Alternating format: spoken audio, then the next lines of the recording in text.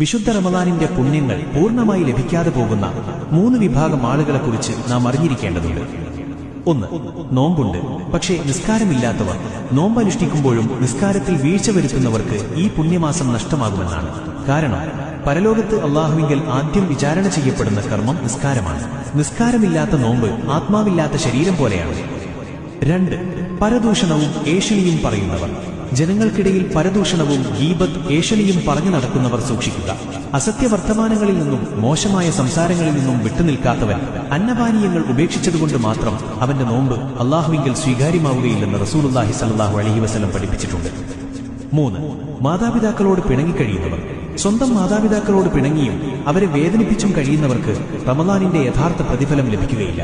മാതാപിതാക്കളുടെ പ്രീതിയിലാണ് അല്ലാഹുവിന്റെ പ്രീതിയെന്ന് നാം എപ്പോഴും ഓർക്കണം. നമുക്ക് ഒരുമിച്ച് മാറാം. പ്രിയപ്പെട്ടവരെ, വെറുമൊരു പട്ടിണി കിടക്കൽ മാത്രമല്ല നോമ്പ്. അത് നമ്മുടെ ശരീരത്തെയും മനസ്സിനെയും ശുദ്ധീകരിക്കാനുള്ള വലിയൊരു അവസരമാണ്. നിസ്കാരത്തിലും സൽക്കർമ്മങ്ങളിലും നമുക്ക് കൂടുതൽ ശ്രദ്ധാലുക്കളാകാം. നമ്മുടെ നാവുകൊണ്ട് മറ്റൊരാളെയും വേദനിപ്പിക്കാതിരിക്കാൻ ശ്രമിക്കാം. മാതാപിതാക്കളോടും കുടുംബത്തോടും എപ്പോഴും ചേർന്ന് നിൽക്കുക. ഈ അറിവ് നിങ്ങളിൽ മാത്രം ഒതുക്കാതെ നിങ്ങളുടെ സുഹൃത്തുക്കളിലേക്കും പ്രിയപ്പെട്ടവരിലേക്കും എത്തിക്കുക. നിങ്ങൾ വഴി ഒരാൾ നന്മയിലേക്ക് വരുന്നത് നിങ്ങൾക്ക് ലഭിക്കാവുന്ന ഏറ്റവും വലിയ പുണ്യമായിരിക്കും. ഈ പുണ്യമാസത്തിലെ സുഹൃതങ്ങൾ പൂർണ്ണമായി നേടിയെടുക്കാൻ അല്ലാഹു നമുക്ക് തൗഫീക്ക് നൽകട്ടെ. ആമീൻ. അസ്സലാമു അലൈക്കും വറഹ്മത്തുള്ളാഹി വബറകാതുഹു.